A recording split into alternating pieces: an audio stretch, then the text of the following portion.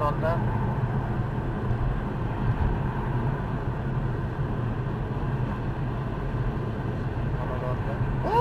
Ana!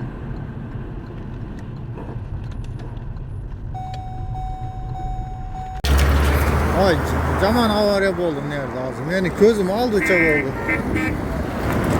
Ana maşina yolda buzul kalgan eken arkasından taksi gelip soktu da. Ona taksi. Zaman soktu nerede?